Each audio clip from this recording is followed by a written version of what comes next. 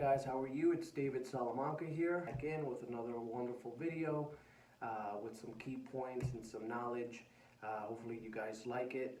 Again, this is the beginning of something special in terms of creating a YouTube channel to sort of speak my mind in terms of, the things I know and experiences, or a great video like the one I made about Kobe and his watch line.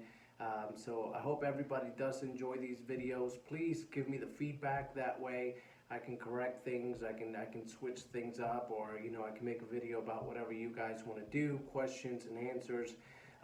Ultimately it's up to the viewers, and I'm making the content for you guys. Again, these videos are not scripted.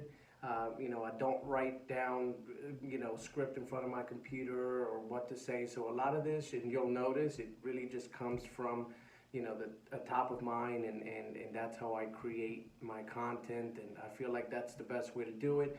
It brings authenticity to the table, and, you guys get to see that, there's no BS behind the screen. So ultimately what I wanted to talk about today is substance.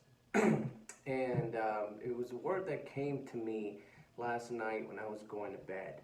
And I said, I just finished watching, Federico's and Matthew's video, which is, it's a wonderful video. You should go check it out, regarding Patek Philippe and FP Journe. And then I started thinking to myself, substance. So it's the perfect analogy because, when you think about for a brand like Patek Philippe, and if you compare a 5711 Nautilus to an FP Journe Tourbillon, it's a clear answer. What has more substance, right? I think, and hope everyone agrees, that FP Journe would have more substance. So that's the thing, right?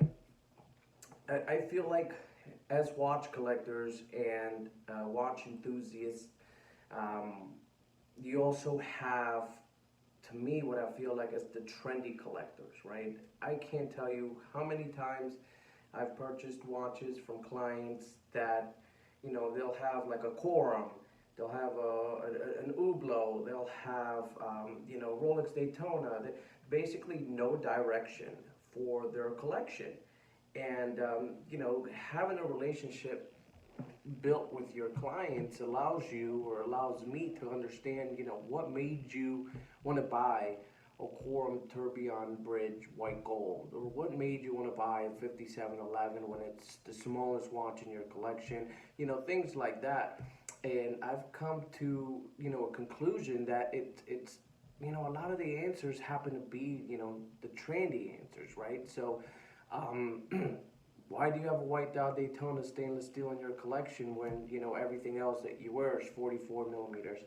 Oh, because, I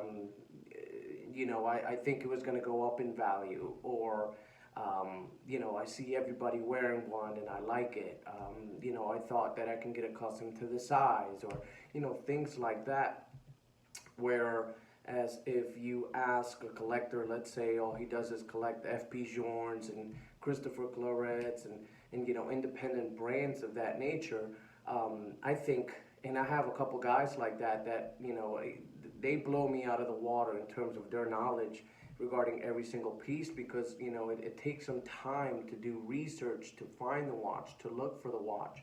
And I think once they acquire the watch, it's a feeling like no other. Right? But that's what leads me to substance, because again, a watch like that, in my opinion, has tremendous substance, as opposed to if you're following the trend of a Patek 5711 blue dial. Yes, it's a beautiful watch, but what substance does it have?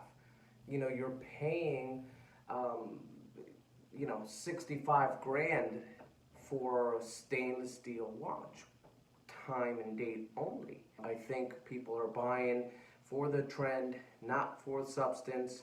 It really doesn't make sense. And as we can see, the time or the minute that something goes wrong in the economy with Hong Kong, or with whatever situation that arises, those are the first watches to go down. Now, the other side of it is, Yes, is it probably faster to get rid of a, trendy watch because it's still trendy, right? So 5711s, Daytonas, basically there's 35 watches in the catalog of Rolex, Patek Philippe, AP, and that's it.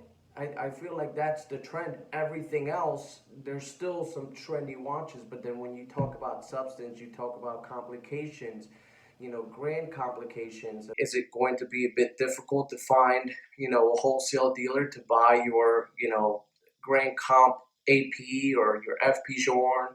Yes, right? Because, he might not have a buyer readily available for that, but you'll sell him a 5711 in a heartbeat.